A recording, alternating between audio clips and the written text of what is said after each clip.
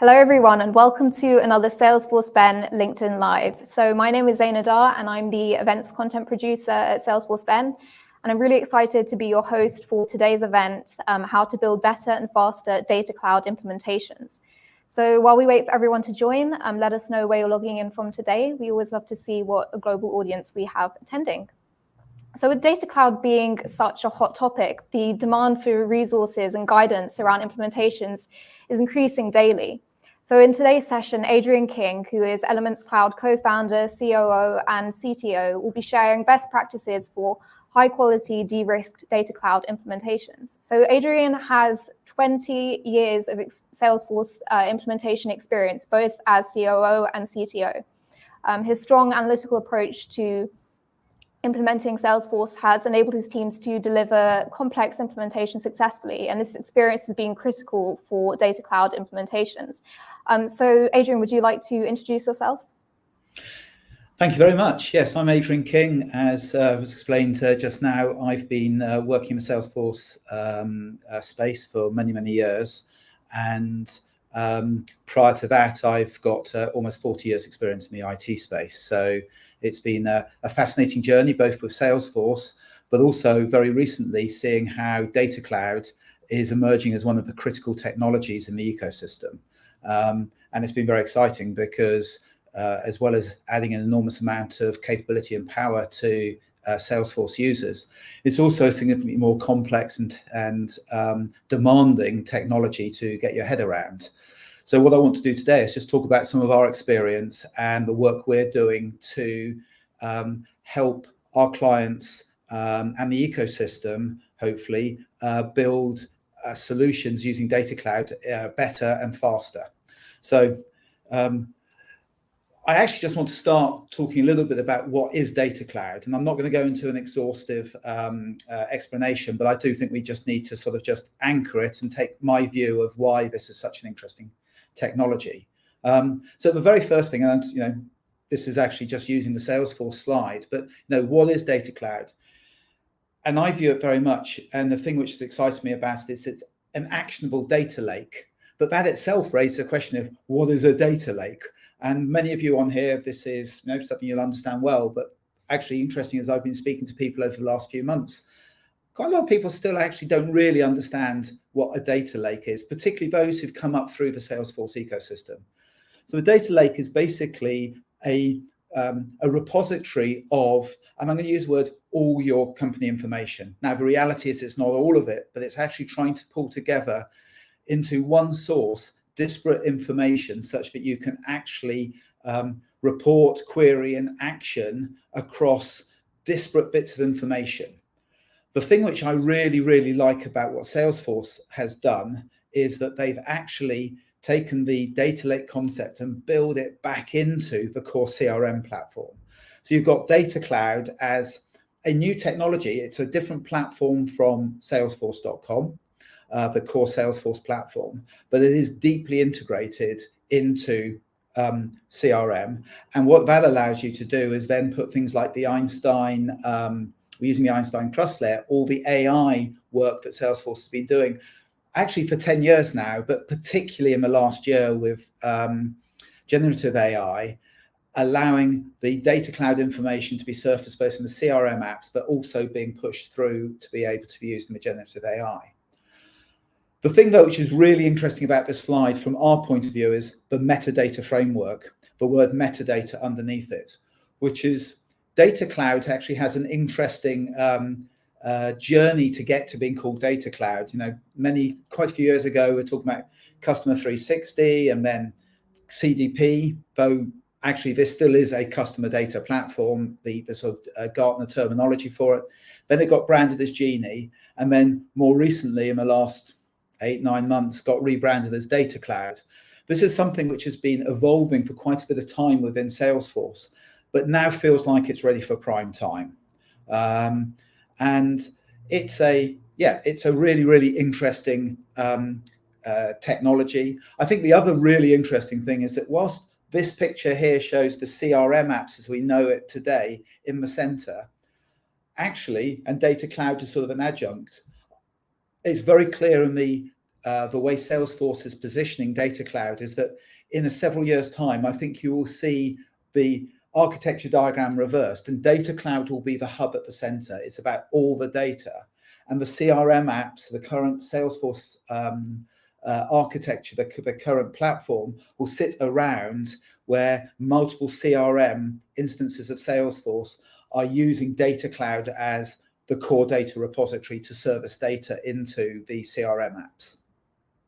And if we drill a bit more into how Data Cloud works, basically Data Cloud, you've got the issue of you've got to ingest data from different sources. That might be Salesforce, it might be various existing data lakes like Snowflake or warehouses, big data from Google Cloud, various AWS stores such as S3, or using MuleSoft or the APIs and the SDKs to go and pull data from third-party systems. Once you've got the data inside Data Cloud, you've then you can do quite significantly powerful transformations on that data, and you're mapping it into a data model that you can then use. And then there are all the standard tools that you'd expect from a powerful data lake type application to resolve customer identities and unify them. But the really powerful part of Data Cloud is the ability to action and create insights from this data and make that visible back into the CRM platform, into the Salesforce platform. And then by pushing that further into the AI capabilities that are now being built into Salesforce. So I'm going to show you something which I don't expect you to be able to see, but coming back to the metadata word, the very first thing we did at Elements when we got our hands on Data Cloud was to try and understand the metadata behind Data Cloud. And it's complex. Data Cloud is a very sophisticated application, and the understanding of how Data Cloud works, it's not trivial. And I think that for those of you who have started with Data Cloud, you'll probably agree that Data Cloud is a quite complex application and platform to get into and really understand. The way I've described this quite jokingly is that the on-ramp to using the core Salesforce platform is very, very gentle and pretty smooth. You can start using Salesforce with very limited computer science knowledge, actually none, and Trailhead is a fantastic platform to bring you on to doing stuff with Salesforce. Starting with Data Cloud is a bit like climbing the north face of the Eiger. It's not a gentle on-ramp. It's a very powerful platform, but you've genuinely got to understand what you've got. And actually, there is a degree of computer science knowledge here now that's required to really understand getting the best from Data Cloud. It's not insurmountable, but it definitely, our first few weeks of working with Data Cloud and trying to understand it as a team here at Elements was a pretty demanding experience to make sure we really understood it. And as I say, the first thing we did was go and actually understand the metadata. And that's really important for us because in our product offering, it's all about understanding the metadata and being able to understand the dependencies. And clearly the relationships which we're mapping here that actually are the dependencies between the metadata. So I've been talking a bit about Data Cloud and the technology, but actually it's far too easy to get wrapped up in the technology. It's all about what are the use cases? What does the business want to try and achieve that Data Cloud can solve? And it's all about what you can do with actionable unified data. And what do I mean about that? At TDX, and I think it was a New York World Tour a couple of weeks ago when was the last time I've seen the presentation from Salesforce. It's all about the fact that 30 years ago, Tom Siebel, some of you have heard of him, some of you won't. Tom Siebel, the founder of Siebel, the original CRM company, and the man and the business that drove the CRM three-letter acronym, was all about getting a 360-degree view of your customer. The reality is that we don't have a 360-degree view of our customer in most cases, actually probably in virtually every case in organizations.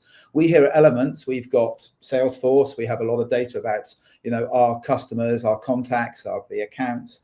But we personally use HubSpot as our marketing platform. We've got all our market engagement data in HubSpot.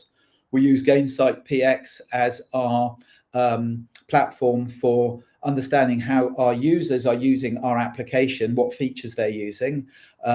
We use Docebo as our learning management system, where we understand what training courses people have used. It's all fragmented, and we can't actually ask questions about our customers in a unified way. What Data Cloud is going to allow us to do is actually pull all of this into one unified pot of data, where we can now start asking interesting questions. And it's interesting, in conversations we've been having with people, it's actually quite hard for people to start to get their head around what use cases exist out there. And I think it's because we've actually been conditioned to think in a siloed way about the data, which means we don't actually open our mind up to the opportunities that are there to do interesting things in the business if you genuinely had a 360-degree view of the customer. So what are our internal use cases? So I should say, we're Elements, we're actually implementing Data Cloud on ourselves, and we're currently on that journey. And we went through that process of being very technology focused about, oh, isn't Data Cloud fantastic? Let's understand Data Cloud. And we weren't really focused on what could we get from it. But actually, we've been spending quite a bit of time working on what our internal use cases. And there are some very, very real things we would like to do if we genuinely had a 360-degree view of our customers. An example is, if one of our contacts in Salesforce has been on one of our product webinars, and they have used the feature we've talked about in a product webinar on our product in the next 15 days, we'd like to engage with them in a different way from those who haven't used the feature. We basically want to take our big pot of contacts and segment those down to the set of people who went to a webinar and used the product, and those who went to the webinar and didn't use the product. And that's normal, what we call activation, segment activation time. But there's other things we want to do. We want to calculate engagement score with a contact based on how they're using our product, how we're engaging with marketing, with level of training participation, and make that visible back into Salesforce for our salespeople, but also our customer success people. And we also would like to be able to display product usage data directly back into the Salesforce user interface, so that we don't actually, our salespeople, our success people, don't have to jump into another system and today mine that in a fairly hard way. I want to be able to present that so it's just immediately available to them. So, and since we actually start on these, we're now surfacing many, many other use cases of things we can do where we've actually got unified data. So we've got these use cases. How do we actually go about implementing Salesforce, implementing Data Cloud? And the reality is, it's just a standard life cycle. And we use this slide when we're talking about, the different stages, which is you need to capture and validate the requirements, really understand the use case. You then need to go and actually work out what you've got to go and implement. You then need to go and assess the impact of those changes. Now, on the first implementation, that's pretty limited. As soon as you've got one implementation or you've deployed it, you suddenly have the impact of changing source data, the impact of adding another use case. Is that going to affect the way components in your existing Data Cloud implementation are going to be affected? There's also really interesting impact of change, which is the Data Cloud has a very different pricing model. You're not buying seats. It's basically a consumption-based model. The more you use it, the more you pay.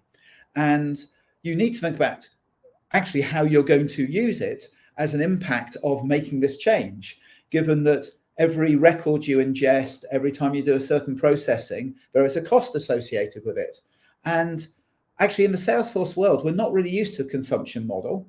We use AWS as a platform, and we're used to a consumption model in AWS.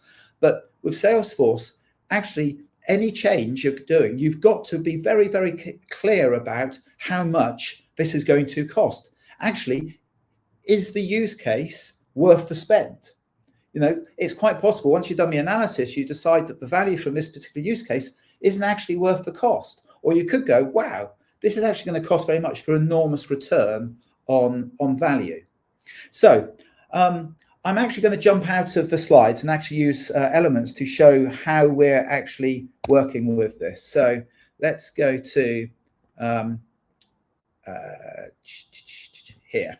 So what we've actually done is we've actually mapped out the methodology by which we are going to implement Data Cloud. And I'm not going to go through the details of this, but I do actually want to explain that it's really important that before you jump into doing work with Data Cloud, you've actually thought about how the steps you are going to go through to implement Data Cloud. And we've got a methodology for how we implement Salesforce itself and other systems. And this is not really any different. You know, the first thing actually is this box one, which is plan, use, and understand Data Cloud. I cannot stress enough that you cannot learn in a Data Cloud on your first implementation. Data Cloud, there are some very interesting challenges with Data Cloud today, which is that you basically implement in production. There isn't a sandbox concept yet. Salesforce are working on that, and it will come later this year. But at the moment, if you make an implementation and you don't get it right, you've basically got to start again. So I cannot stress enough, understand Data Cloud. We have been going through every different component of Data Cloud in a playground environment, sandbox environment, available through Trailhead.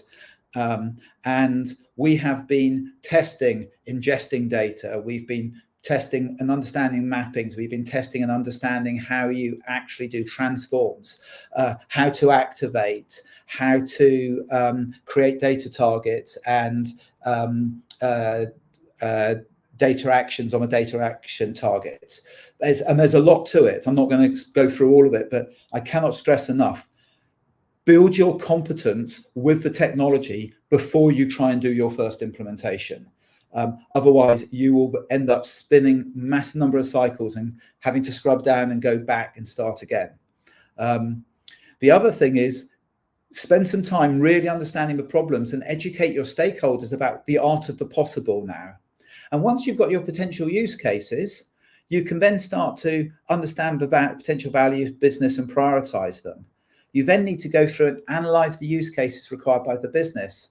And if we actually drill through into a bit more detail on this, determine the business capabilities affected, analyze the use cases, develop the operating model, which is what's the end-to-end process and the ERD for the use case, review those, sign it off.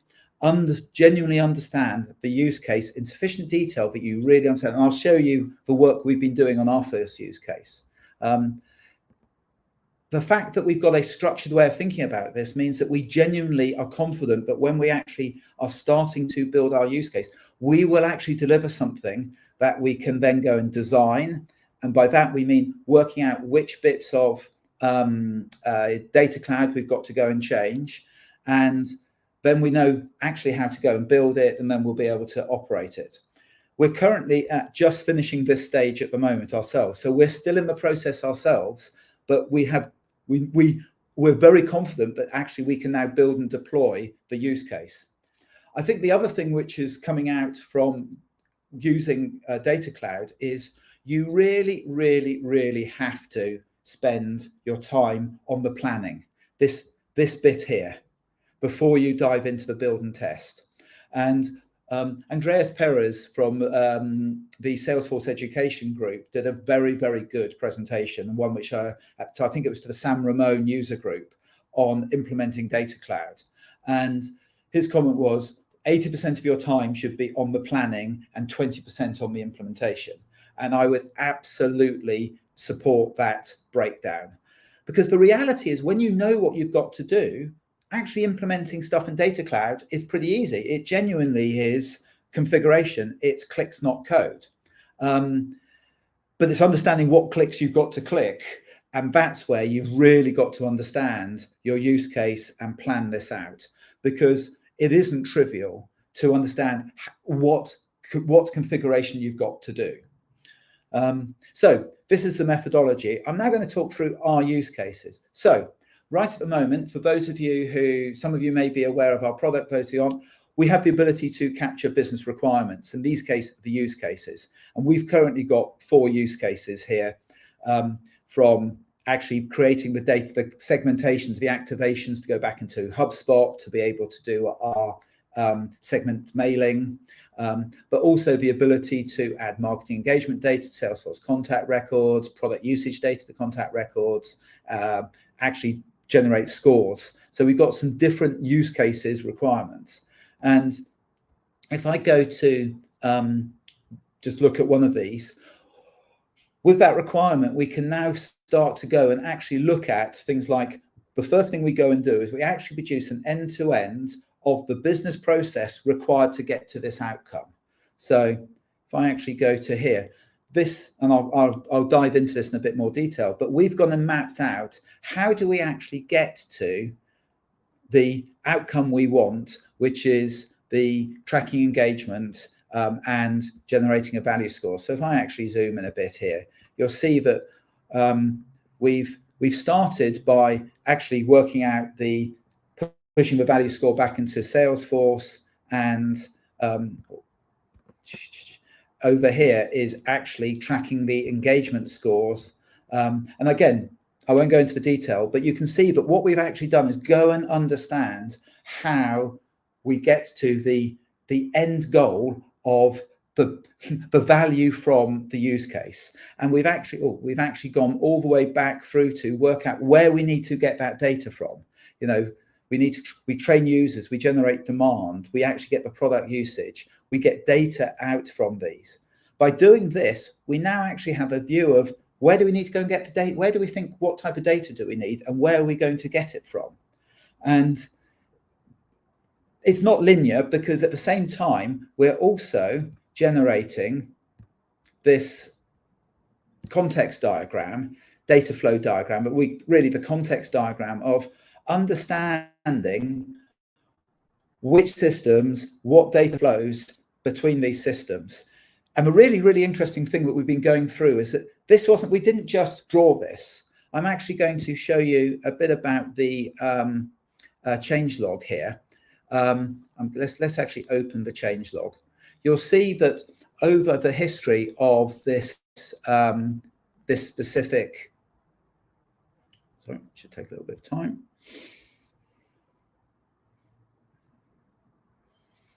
You'll see that at the moment we've had 37 records to where 37 changes.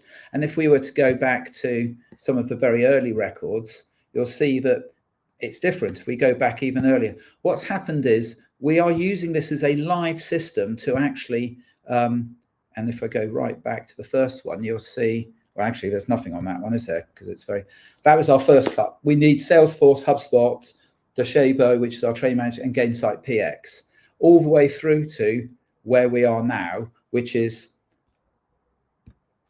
a much more complex understanding of how this is all going to work and where we're getting data from. The workshops we've run, the groups where we've brought in our stakeholders, this one view has been so important in helping people understand how we're going to make all of this work. And over time, we've decided, actually, what is the technical way that we're going to bring data in? We're using S3 as a intermediate stage because we can actually get CSV files produced from Gainsight PX, and we're then going to ingest that using S3. HubSpot at the moment, we're actually going to use the ingest API, but we've mapped up for review at the moment. It's one of the very final architectural decisions is the best way to get that in. This is a really important view, and the process, the end-to-end process, and they've been developing in parallel. Now, the other really important view that we've been developing, and I'm going to is the ERD, the data view. This is a work in progress in that we're still working out the best way, but we think this is a really good way of visualizing, and I'll drill into this in more detail here. Let's go right in more, which is here we've got on the left-hand side, we're actually building the data models for each of the source systems. So we understand the relationships and what data we've got.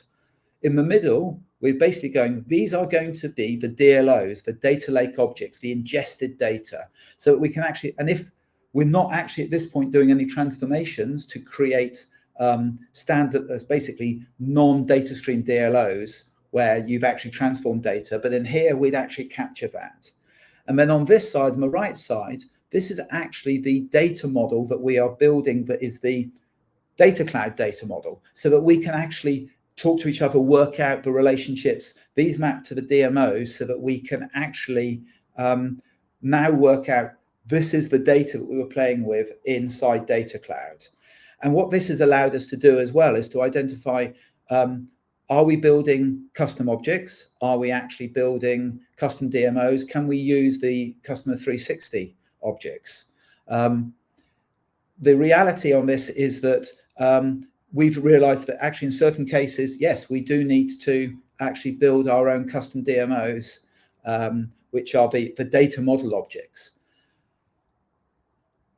This is a very iterative process as we're going through to build, and I'm going to come back to the use case. We've been going through understanding this here. We've then been going through and mapping out how this is going to map into and actually, sorry, there's one thing which I should have shown on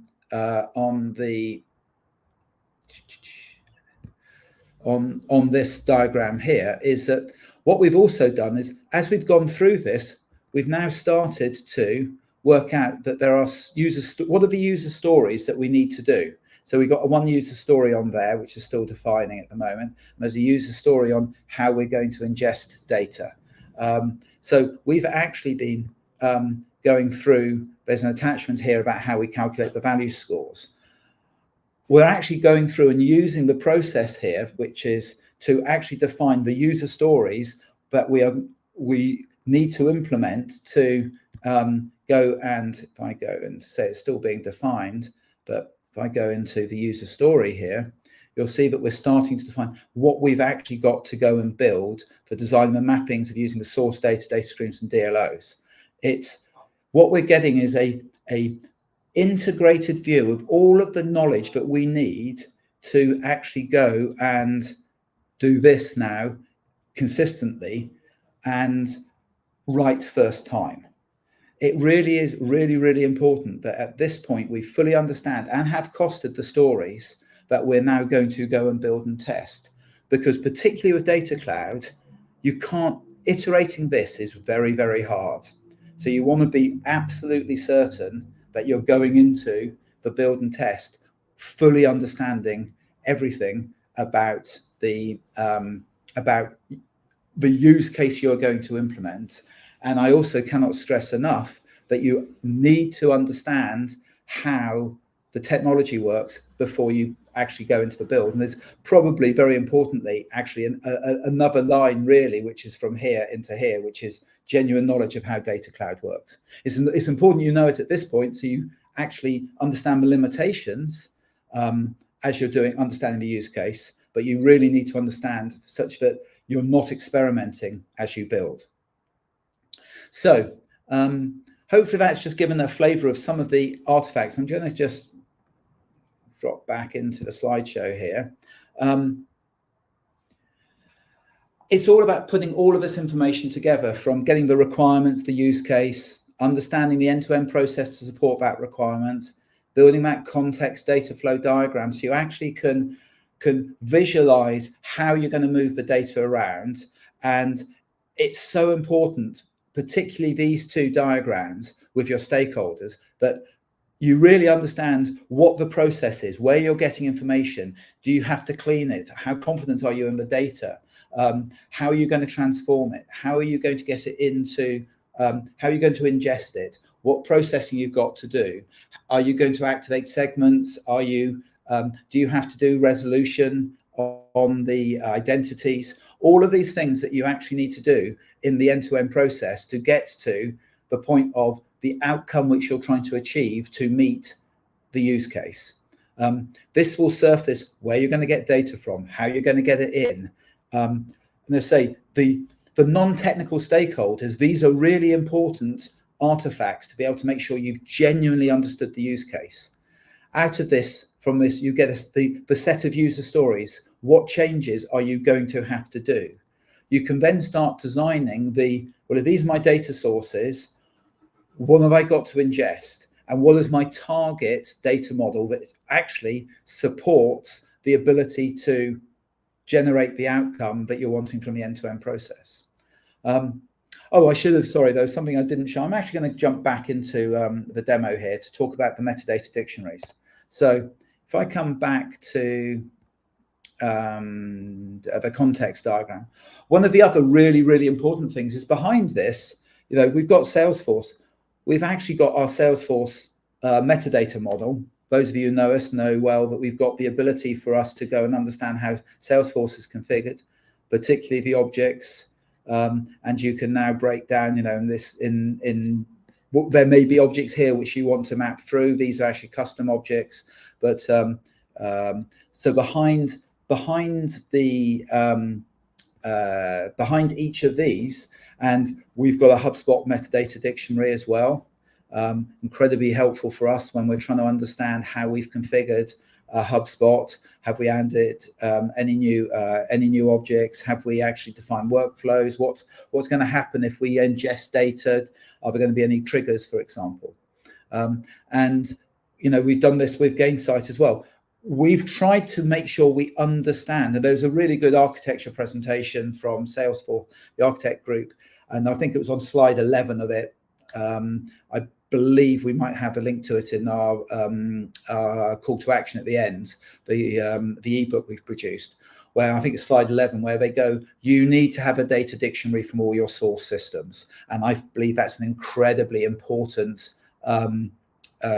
piece of advice, which is, if you don't understand the data you're getting and you don't understand how clean it is, you will not be able to ingest it correctly. You won't be certain you're bringing the right data. If you're not bringing the right data, you're not going to end up with the right data inside Data Cloud to make sure you're actually segmenting, activating, taking actions on it correctly. So let's put this all back together again here. So actually understanding those metadata dictionaries, we're in the process at the moment of building the Data Cloud metadata dictionary and the dependencies back into the source systems. And what I mean by that is, think about this. You might have let's just take the stage field on opportunity. If you're pulling opportunities through, for example, as a data model object, because it's something you want to do, of history of opportunities. It could be another pick list field on the contact. It could be, and you decide to go and change the pick list values. There is a dependency in the data model object field, potentially, a particular pick list, could be any other field, which refers all the way back to a particular Salesforce object. If you go and change that, how do you know whether or not you might actually be affecting the Data Cloud implementation, which itself is now being used to underpin some AI offering, or being referenced back in basically a copy field back into a UI? If you don't understand those dependencies, and with remote Data Cloud technology, where you're going to be able to expose the metadata back into multiple Salesforce orgs, these dependencies are only going to get more and more complex, with the risk that a change in a source system will cause significant problems in the target, here in the DMO. It's complex. It's incredibly powerful. And, you know, I come back to, I'm very excited internally about what we're doing. I know that we are going to be able to do so many more interesting things and support our customers so much better, because we've actually implementing Data Cloud. But it is not a trivial exercise. And if you don't have some form of change intelligence platform tool like ours, where you can pull all of these artifacts together and really understand the process by which you go through to actually get generate an understanding before you implement it, the chances of creating value are dramatically reduced, in my opinion. And the interesting thing is, I think Salesforce was completely aligned with this idea that you really got to spend time planning, and then you implement, and you will create a lot of value. So I just want to wrap up with, before we go into sort of Q&A session, which I hope there'll be some interesting questions. What are the 5 key takeaways that I take from this? I think the first one is, Data Cloud is complex. It's powerful, but it is also complex. spend the time to understand Data Cloud before you start. You genuinely cannot learn on your first implementation.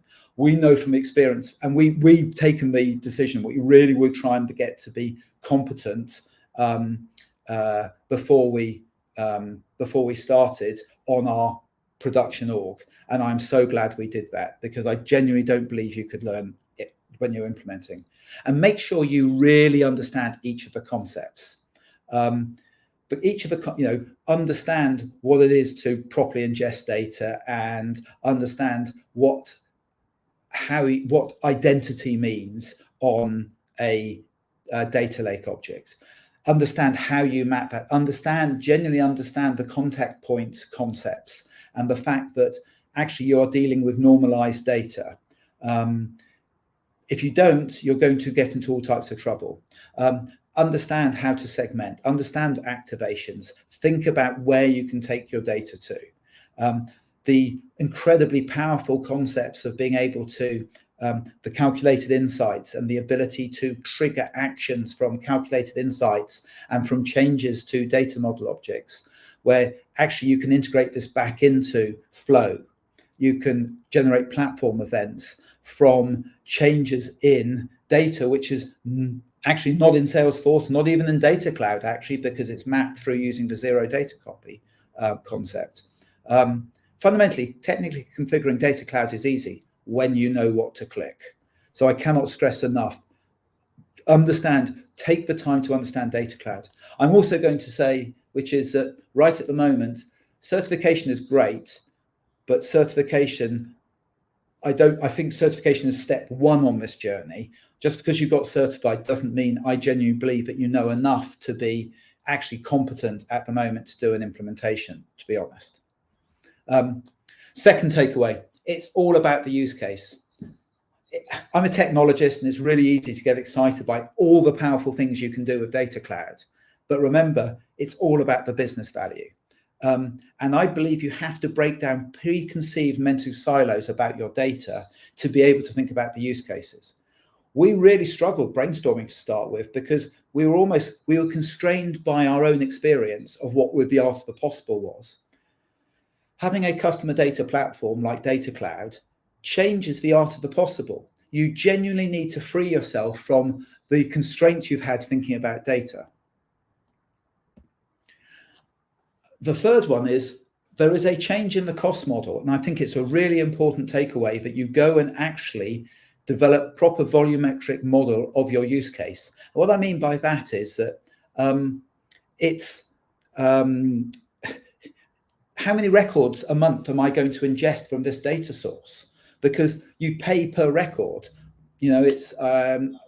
There is a cost model. I can't remember exactly what it is, but depending, there are a number of different things you do in Data Cloud which effectively consume credits, and you have a pool of credits. You get the freemium tier is 250,000 credits, but I can assure you that there are use cases which can consume a lot of credits. So it's very, very important that as part of your use case development and part of the analysis, you actually spend time developing a proper volumetric model. You can then work out the cost of the solution. And the reality is the cost may not justify the use case. Is there an ROI? Or it may be that this is incredibly cheap, but incredibly valuable. And that will help you prioritize which use cases to work on, I believe. It certainly is for us at this point in time. The fourth one is apply 80-20. Spend 80% of your time on planning, doing the analysis, the design, the volumetric analysis. Make sure that you genuinely understand the use case before you go into implement. This is not something where you go and say, yeah, I'll work it out as I go along. It's probably the single most important takeaway of everything I'm talking about is you will do things much better and actually much faster if you spend the time on planning what you're going to do, because the implementation is not very difficult. It's actually everything we know and love about working with Salesforce. It is clicks. And yes, you can build complex stuff, but it is a no-code solution. It is literally you are plugging stuff together, but you've got to make sure you're plugging the right things together. And my final point here is Data Cloud is the future for the Salesforce ecosystem. It's not a small add-on. It is the future of the platform overall. Everybody needs to understand the value. It is incredibly exciting. And I think in 5 years' time, Data Cloud will be at the heart of everything we do around Salesforce. So on that note, I'm going to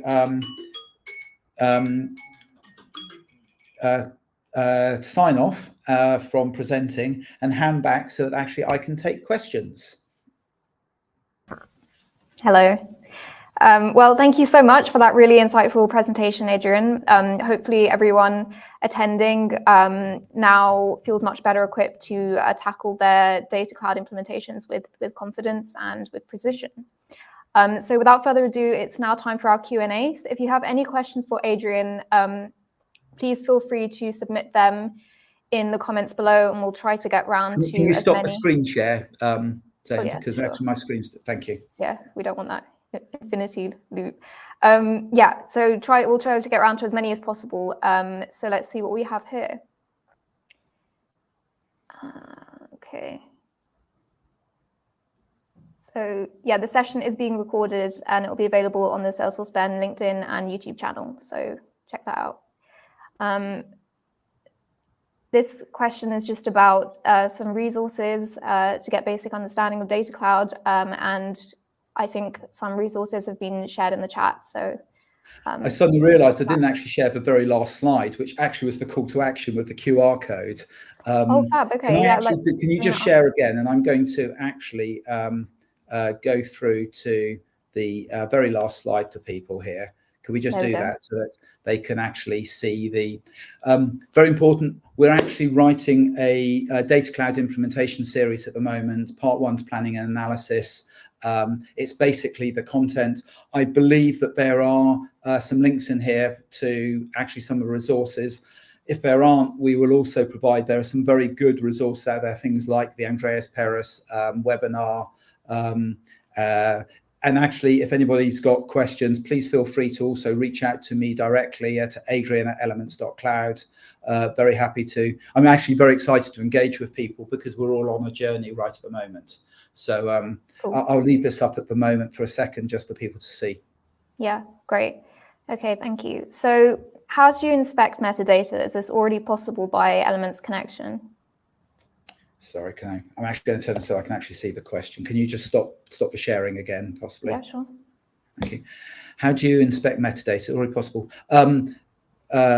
It's currently, we're currently implementing the ability to pull the Data Cloud metadata into the metadata dictionary right at the moment. Got a working prototype in engineering. In the next few weeks, we'll actually be releasing our first version where all of the metadata associated with the Data Cloud implementation, your connection streams, the DLOs, the DMOs, they'll all be available in the metadata dictionary. And I hope by the end of this quarter, I hope we'll have the first version of that. Fab, thank you.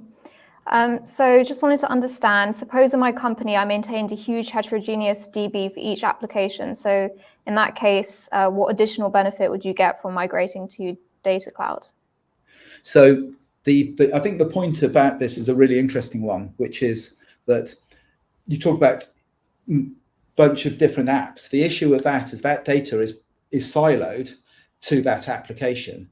And if there are relationships between that data that you want to pull out. So in our case, we've got marketing engagement data in HubSpot. Great, we've got a pool of that data. We've got product engagement data in Gainsight PX. Really useful data, and we go and use that every day. And it's the reason why we own that product, the reason why we own HubSpot. We've got Salesforce with all our contact information and account information and opportunities, and it's our sales management platform and our licensing provisioning platform. But each of these are really useful. But actually, the real value is being able to pull elements of it, and it's not pulling all the data. It's pulling little bits of data which is relevant for the use cases into one place and creating connected set of data which we can now use to answer questions across that pool of data. That's why Data Cloud is so useful. It's you definitely are not going to want to ingest all your company data, I believe, into Data Cloud. You're going to want to pull the data in which is relevant to solve the use cases that you find by by breaking down those silos. Okay, cool. Thank you. So do you know if there is a tool to estimate on data cloud consumption costs up front? My understanding is that there is a tool being developed, but actually even we're developing one as well, because as you can imagine, with the artifacts that we've got, you could start to go, well, actually, we believe we're going to be ingesting 1.5 million records from this source each month. We're going to be, and you can actually start to build, as you're doing the analysis, we should be able to do the volumetrics using the artifacts. So we're building one. I believe Salesforce is also building a generic tool at the moment. I'm not aware of it right at the moment, but everybody's talking about it. It's going to become a very important part of supporting Data Cloud, is being able to cost the usage, in my view. Mm-hmm. Okay, fab. So why should I ingest and maintain Data Cloud when I have huge DP setup already in place? So it depends what you mean by huge. If you've already have a data lake, let's say you've already running, I don't know, Snowflake or something like that, and you've got a big data lake, but you would like to be able to action that in a Salesforce context, it's quite possible to basically map Snowflake data into the data cloud structure. You don't copy the data in, you effectively are setting up the inside data cloud, the rules by which it understands what data is in Snowflake, but then you can action it in the context of your CRM. So if you want to get data which isn't part of Salesforce today, but you actually want to be able to do stuff in the context of a 360-degree view of your customer, you can either ingest that data into Data Cloud, or you can actually do the zero copy concept that Salesforce is pushing very hard, and I understand why, where you can effectively leave the data in a third-party source and make it visible inside Data Cloud. So I come back to the previous question, which is you want to be able to produce the 360-degree view of the data to answer the question that the use case. And if you want to action that inside your the Salesforce environment, Data Cloud allows you to do that. Cool. Thank you. So Carlos is asking, what would be, in your opinion, the main use cases involving Data Cloud and Einstein platform? Well, it's interesting because we've started, and even internally, we've started very much from the traditional customer data platform, marketing, activation of marketing data to be able to target and segment data. Increasingly, we're realizing that it's not just I'm going to call it a customer data platform. Actually, it's in the terms of you're just focusing on doing stuff with your contacts, and it's all based around the individuals and the profiles of those individuals. Actually, I think that it's going to become a core repository of corporate information where you can pull data from the sources to genuinely build a corporate repository which you can then action.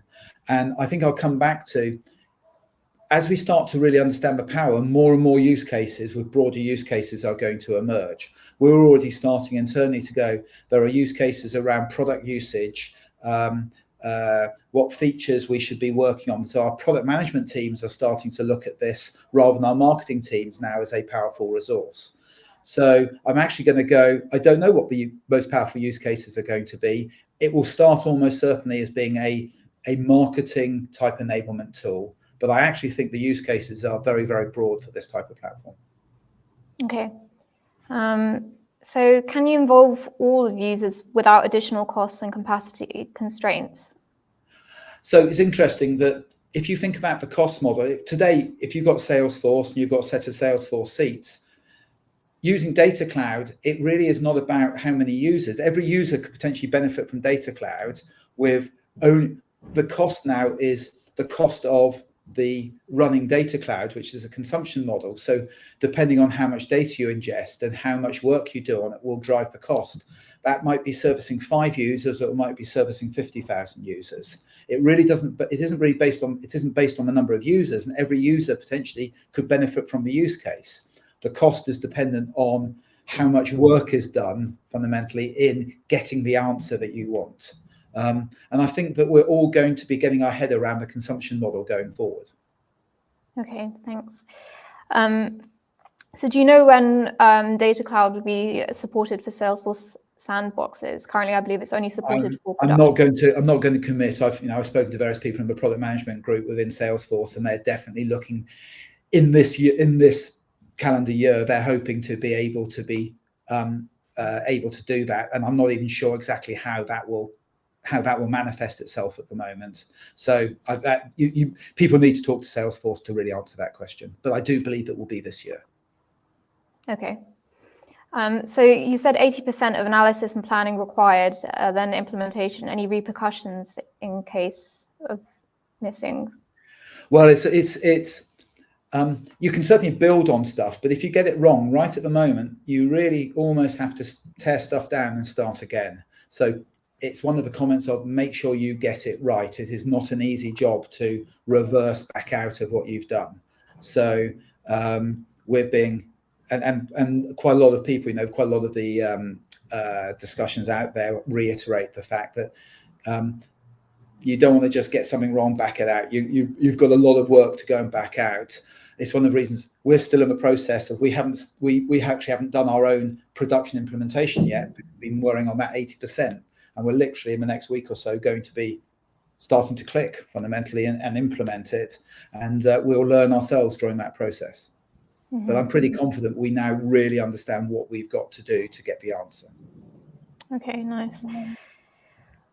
What data controls and security are available?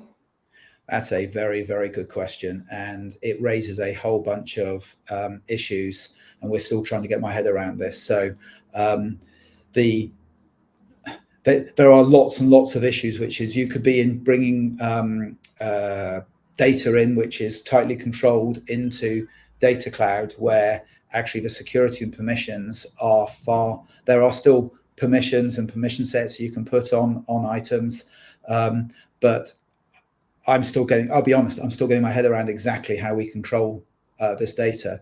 The ability to then provide that data back into, say, Salesforce, and you can lock down who can access into Data Cloud at the moment, and you can manage then who gets data surfaced back into either into Salesforce or activations.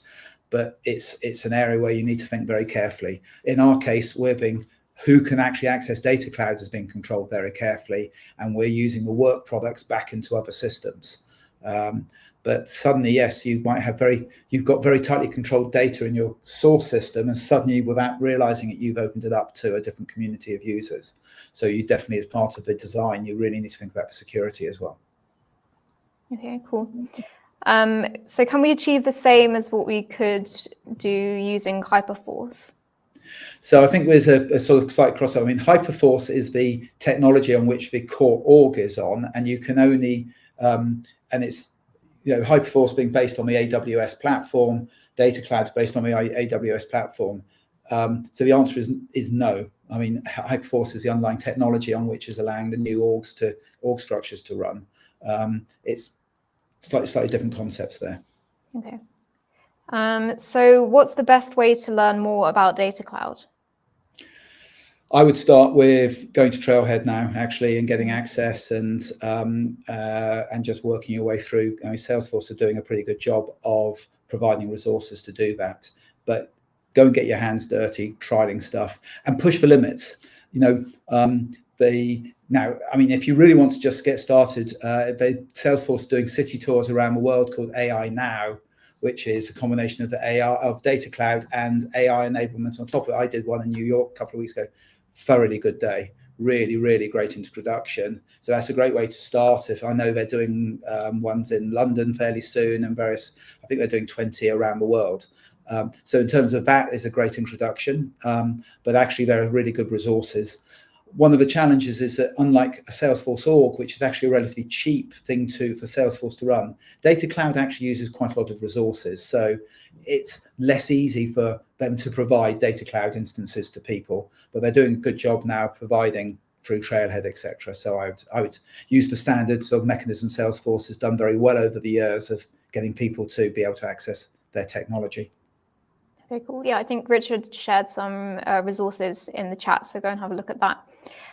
So how much experience do you need to have to implement Data Cloud? It depends what I mean. Data cloud requires that you've got a better understanding of, I call basic sort of computer science concepts of data modeling, normalization. So I think there is definitely a slightly higher barrier to entry to getting in really understanding implementing data cloud than there has been, say, for getting into just starting to configure Salesforce. It's very doable, but you've got, I would suggest there is quite a few hours, if not weeks, of really experimenting and really understanding this. It's a very simple use case through, very, very simple Salesforce ingestion, etc. There are paths through where you're not using the whole power. Yes, you can start to do stuff fairly easily. But if you really want to understand genuinely how to go all the way through and use all the capabilities, I genuinely say there are many weeks of genuinely work as an individual to understand it, but it's worth doing. This is an incredibly powerful platform if you really know what you're doing with it. Absolutely. Okay. So I'm assuming this question means like how will AI be leveraged to enhance data cloud? The AI offerings from Salesforce can exploit the data cloud data. And that's really, really important in that if you're using a prompt builder, if you're using the new AI Copilot, which I think is pretty awesome, by the way, I've been playing with myself, and I think they've done a really good job in AI Copilot. The ability to use data from data cloud, not just the core org, is a core part of the offering there. So yeah, data cloud and AI are absolutely tied together in terms of exploiting the power. Okay, well, those appear to be all the questions we've got. We're coming up to the hour. So yeah, unfortunately, that's all we've got time for today. But thank you so much to everyone for attending. We hope that you now feel empowered to kind of embark on your data cloud implementations with confidence. Feel free to connect with Adrian on LinkedIn if you have any further questions. I'd like to give a massive thank you to Adrian and the Elements.cloud team for sharing his expertise and insights with us today. Before we round up, any final words? Adrian? No, just thank you very much for hosting this, and it's a really good fun journey at the moment. I'm personally thoroughly enjoying understanding data cloud and being able to realize its enormous potential. Fab. Well, thank you again to everyone for attending, and we hope to see you again for our next webinar soon. Take care, everybody. Bye.